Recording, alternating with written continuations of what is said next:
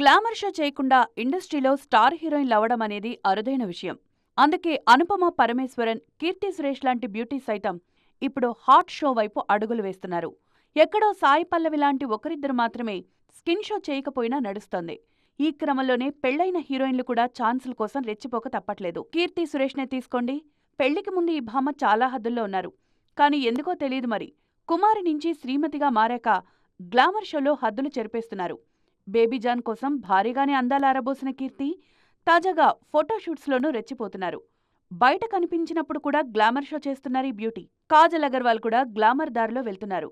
సినిమాల్లో పద్ధతిగానే కనిపిస్తున్న కాజల్ ప్రమోషన్స్ దగ్గరకొచ్చేసరికి మాత్రం రెచ్చిపోతున్నారు. మొన్న ఓ సినిమా ప్రమోషన్స్లో చాలా వరకు గ్లామర్గానే కనిపించారు చందమామ. ఇక రకులైతే పెళ్లి తర్వాతే డోస్ పెంచేశారు. ఈమె బికినీ ఫోటోలు సోషల్ మీడియాను షేక్ చేస్తున్నాయి ఇప్పుడు. ఇక విడాకుల తర్వాత సమంతను ఎవరూ అడ్డుకోలేకపోతున్నారు. ఈ బ్యూటీ షోకు థర్మామీటర్లు పేలిపోతున్నాయి. మరోవైపు సిద్ధార్థ్ మల్హోత్రను పెళ్లాడిన తర్వాత కియారా అద్వానీ గ్లామర్ షో వైపు అడుగులేస్తున్నారు.